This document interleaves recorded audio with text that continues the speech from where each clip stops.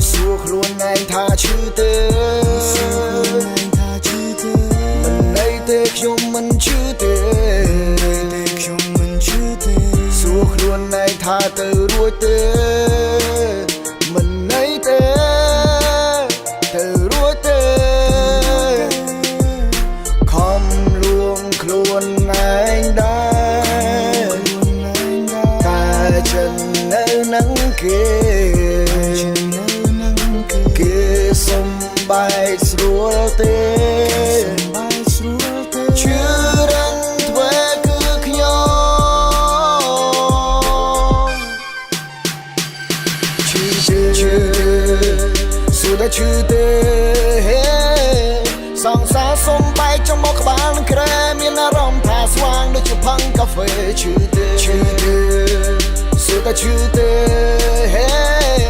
song xa sông bay trong đó các bạn đang kề miền rộng thả xoang đôi chụp phăng cà phê mong đập đi sông sông nhầm khen đụng môi sờ bọc hãy sắc tình nhớ đi kén được kia dục sai phơi màu trắng đừng họ rọt tu đã sắp rồi lưỡi dầm lên như sẽ chơi trốn trốn mưa chát việc trong cái bông đầm mồ mơ khơi chát ôn liêm bọn lại trong lơ cơ nhầm tiếc một luôn anh rồi thay giờ sắp tê rứ song xa sông bay rồi thay miền nam mình chứ hai mình trăm bạch mà được trong cái mặt kế xa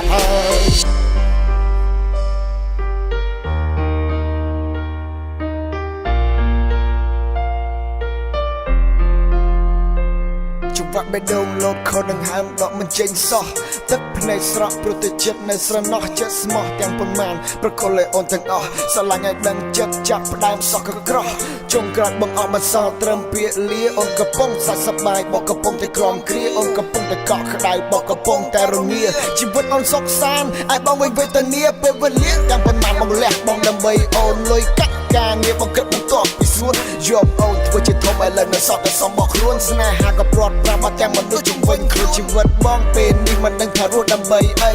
សល់ត្រឹមវិញ្ញាណរស់នៅខ្លាចកម្ដៅថ្ងៃដៃជើងលែងចង់កម្រាស់អង្គុយមើលរូបថតចរណៃរស់មិនបានយូរទេមិនជុំមិនឆាប់គង់តែខ្សែគួរក្បាលសួរថាជុំកិនទេបេងដូងសួរថាជុំលោទេរៀងកាយសួរថាឯងហន់ទេបើហន់តើគួរសម្រាប់ទេខំលួងខ្លួនឯងដែរតែចិននៅនឹងគេសំបាយស្រួលទេជឿរឹងធ្វើគឺខ្ញុំ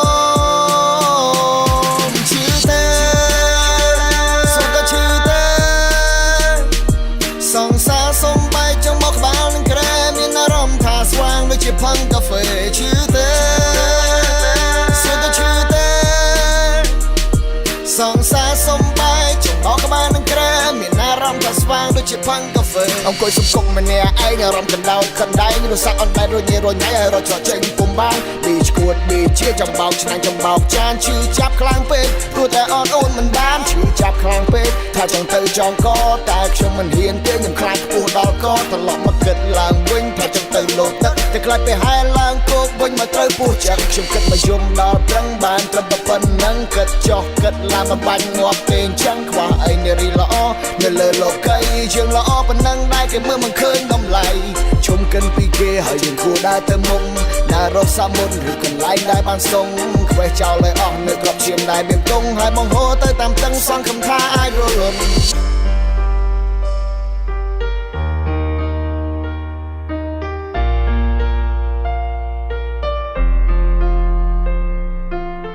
គួរក្បាលប្រាំថាជុំកិនហើយបេងដូងវិញក៏បានធូរស្បើយរាងកាយថាចង់បានខ្នាយកខ្ញុំហត់ខ្ញុំគួរសម្រាប់ហើយជុំឈឺហើយ